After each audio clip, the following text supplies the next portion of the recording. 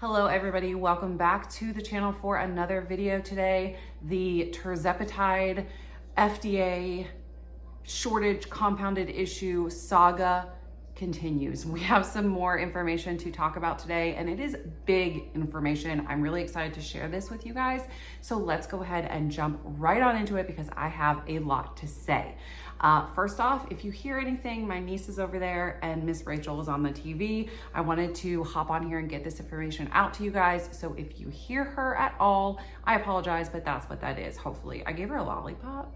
So hopefully she will remain slightly quiet for, 10 minutes for me to talk. So if you have for some reason been living under a rock and have missed the news, Tirzepatide was removed from the FDA shortage list on October 2nd, 2024. Now, what that means is that a lot of us, myself included, that have been utilizing compounded GLP-1s have absolutely been cut off, and we are losing access in some time frame, not necessarily clear yet, but we are losing access to this life-saving medication that has been able to help so many of us battle the disease of obesity. Now, the new news, the new development that has happened is the OFA, which is the Outsourcing Facilities Association, has filed a lawsuit against the FDA. Now, the OFA, oh, you okay? Okay.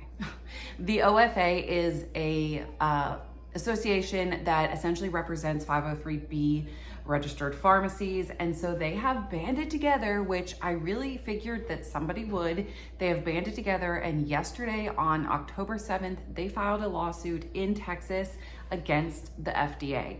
And I am going to link down below the lawsuit, the entire write-up of it, if you want to read it for yourself. And on that website that the link will take you to, there is also a spot where you can directly report shortages to the FDA. So they have made it super simple there. It literally takes 2 seconds. You type in, your name, your zip code, your state, and it asks you if you've tried to call multiple pharmacies, and then you hit report. So definitely go and do that. It takes very little time if you have been able to find your branded medication. But essentially what this lawsuit claims is that, or it makes the claim that the FDA relied solely on the assurance of Eli Lilly, so solely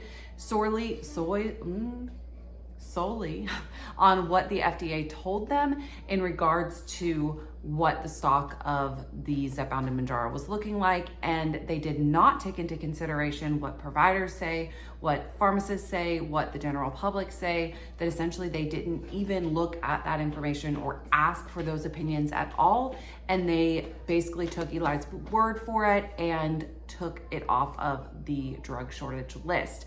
Now, what this has the possibility to do is that while this lawsuit is being resolved, we run into the possibility of the judge issuing a stay, which essentially means that Tirzepatide will be added back to the drug shortage list for the duration of the lawsuit, for however long it takes to resolve the lawsuit.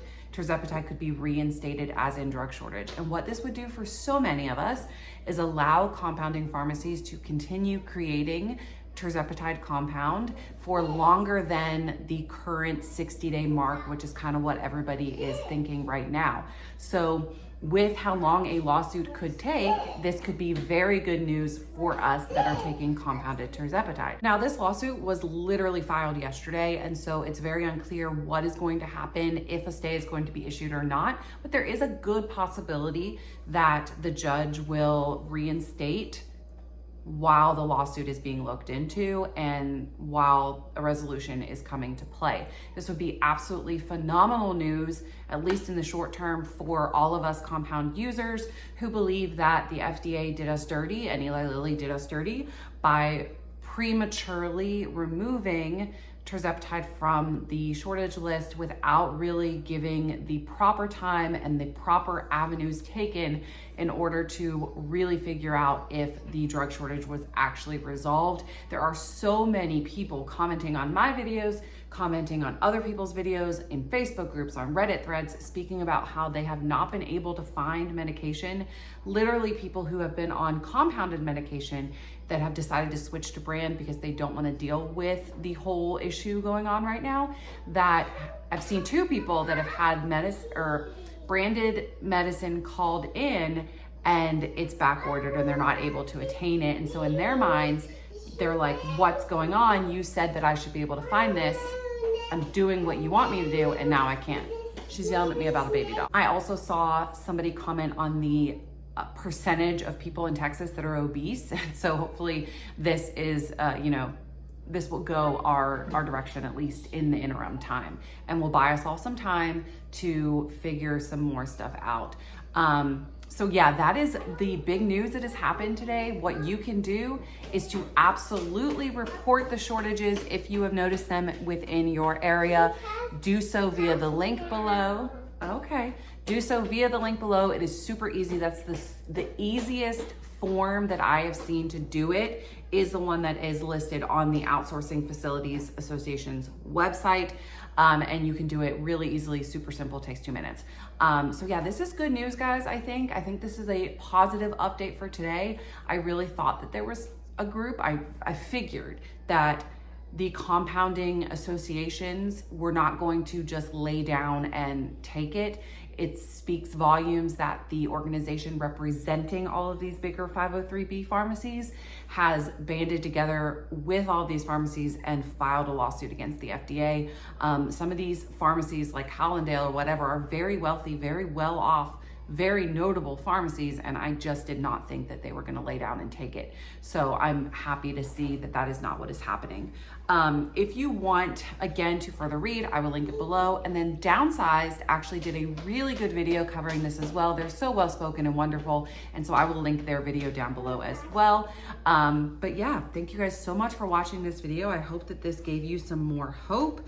And if you have, a good 45 minutes, I will link it below and you can go and read the entire lawsuit yourself. But essentially, they say they made the decision too quickly and they did not take the best interest of the American people into consideration and essentially went with where the money is. The Eli Lilly is expected to generate billions and billions of dollars by the end of this fiscal year. And compounding is also expected to generate about $1 billion in profit. So this is a booming business. And while I understand the competition, we still have to remember that money shouldn't be the be all end all point for these companies. If these companies want to better the health of Americans, then the American people, the pharmacists, the doctors, their opinion should be heard as well. And that is exactly what this lawsuit says. So thank you guys so much for watching this video. I hope you enjoyed it. I hope it helped you. I hope it calmed some nerves, and I will see you guys very soon. We are going to be following this closely to see what develops in the next coming weeks with this lawsuit. But I think it's good news, guys, and I think we're moving in the right direction and we are fighting the good fight.